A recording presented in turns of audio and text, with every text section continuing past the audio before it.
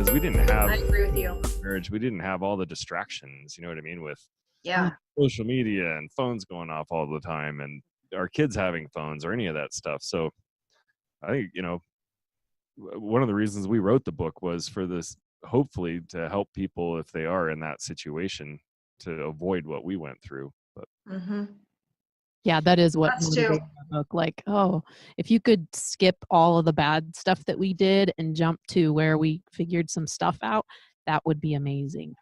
Yep. Yeah, that was one of the big shocks for us. Like, we wrote our book for people that are struggling after kids, right? That's our avatar, is people that are like struggling like what we went through, right? We didn't struggle in the beginning of our relationship. It was easy. It was once we had kids where it became hard.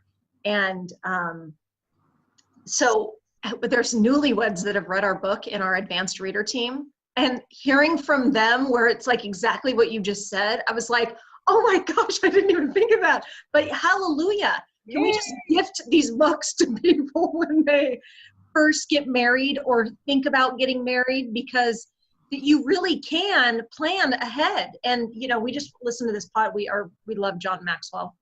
And we just listened to a podcast with him and Rachel Hollis. And he said this one line that was so good. And he said, if you don't prepare, you will repair. And I was like, yes. Yeah. Isn't that good? If you don't prepare, you will repair.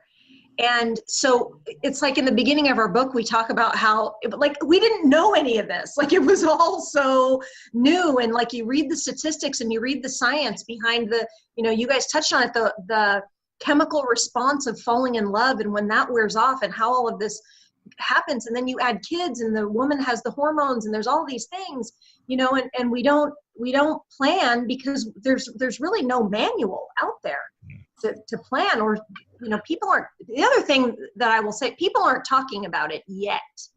Right. That is a big part of our mission, is to take the stigma and normalize the struggle in marriage. Let's just normalize it. We all go through it. It's not right. Yeah, thumbs up. Let's just normalize the struggle. I want to get mental about it. We're the worst. But, and the other thing is that we've been sold a bill of goods since we were kids, Right.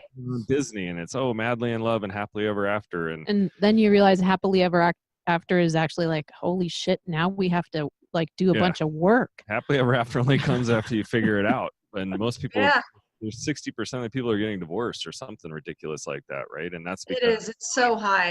I'm not madly in love anymore. I guess I need to move on. Yeah, I picked the wrong person. I think people do that. They say, oh, it's not happily ever after. I don't feel those same highs and euphoria like I did when I was in love. So I must have picked the wrong person.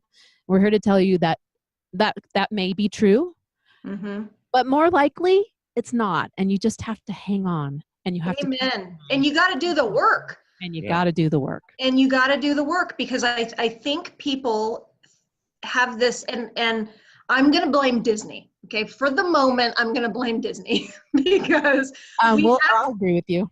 Right. Like we see this fairy tale of I'm swept off my feet and I fall in love and it's this romantic thing. And then they live happily ever after. Well, there's a reason it ends there in the movies, right? And then Hollywood picks up with 50 Shades of Grey and you're like, this is it. Right. Where's this coming from? But that's what it is that we have this false reality of what it is. If they don't say that you're going to argue about taking out the garbage and who's taking the kids where and why are you coming home from work so late and you forgot, this and all of these things that we get trapped in. We get trapped in this, we call it in our philosophy and in our book, the partnership loop, where we get stuck in the monotony of the day-to-day and we lose our friendship and we lose the intimacy in our relationships because we're stuck in that part. Well, getting that part settled and working through that part and getting yourself to really work on your friendship and your intimacy, that's where it gets good. It's like, and I think like what you just said, a lot of people quit too soon.